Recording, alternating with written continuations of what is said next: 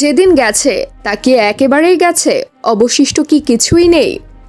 হয়তো Neymar, Messi, সুয়ারেজের হারিয়ে যাওয়া দিন কোথাও কোনো শেষ আশাটুকু নিয়েই বেঁচে আছে। সুয়ারেজ, মেসি তো একসঙ্গেই খেলছেন, নেইমারের আশা হবে তো মায়ামিতে? প্রশ্নের উত্তর দেওয়া উচিত ট্রান্সফার মার্কেটের সম্ভাব্য দল বদলের উপর ভিত্তি করে। 2025 সালের ট্রান্সফার উইন্ডোতে নেইমার হিলাল চুক্তি শেষ হয়ে যাবে। এরপর নেইমার চাইলে পৃথিবীর যে কোনো লিগে খেলতে পারবেন কোনো বাধা ছাড়াই।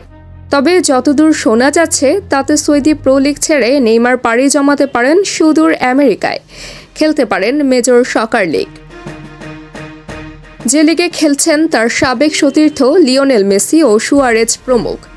MLS বেছে নেওয়ার জন্য নেইমার দুটি কারণ খুঁজে নিতে পারেন।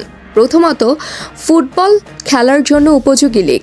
দ্বিতীয়ত, এই লিগের ক্লাব ইন্টার মায়ামিতে খেলছেন মেসি, সুয়ারেজ। এই দুজনের সঙ্গে আরও একবার মাঠ মাতানোর জন্য হলেও নেইমারকে MLS-এ যেতে হবে। যেহেতু ক্লাব পরিবর্তন করছেনই, সেহেতু মেজর সকার লিগকে বেছে নেওয়াটা হতে পারে শেষ সময়ের দারুণ সিদ্ধান্ত। তবে প্রশ্ন আসতে পারে, নেইমার চাইলেই কি সকার লিগে খেলতে পারবেন? কোনো দল কি নেইমারকে আদৌ প্রস্তাব দিবে? উত্তরটা সহজ, নেইমারকে পেতে চাইবে না এমন ক্লাব খুব কম আছে। বিশেষ করে ইউরোপের বাইরের ক্লাবগুলো তো নেইমারকে চাইবে। তবে নেইমারের যা ইনজুরি কনসার্ন, তার জন্য কিছুটা হলেও ক্লাব কর্তৃপক্ষকে চিন্তায় ফেলবে। যে কারণে আল হিলাল নেইমারকে ছেড়ে দিবে বা দিচ্ছে, ওই একই কারণ যদি কোনো মধ্যম সারির লিগের দলে গিয়ে ঘটে, তাহলে হয়তো নেইমারের জন্য ফুটবল খেলাটাই দুষ্কর হয়ে পড়বে।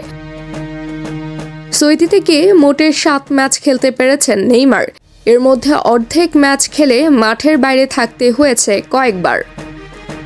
সেই একই অবস্থা যদি বারবার হতে থাকে, তাহলে হয়তো নতুন ক্লাব কর্তৃপক্ষকেও লস গুনতে হবে। তবে যতদূর জানা গিয়েছে, নেইমার জুনিয়রকে অফিসিয়ালি প্রস্তাব দেওয়ার ব্যাপারে ভাবছে ইন্টার মায়ামি। আর সেই প্রস্তাবটা দেয়া হতে পারে হিলালের সঙ্গে চুক্তি শেষ হওয়ার পরে। ট্রান্সফার ফি ছাড়াই তখন নেইমারকে পাওয়া যাবে। আর তেমনটা হলে আরও একবার মেসি, নেইমার, সুয়ারেজকে একই জার্সি পরে মাঠে দেখা যাবে। এমন এক দৃশ্য কল্পনা করাও যেন আলাদা ভালো লাগার, আলাদা তৃপ্তির। তাবাসসুম হক, আনিকা, টিএম স্পোর্টস।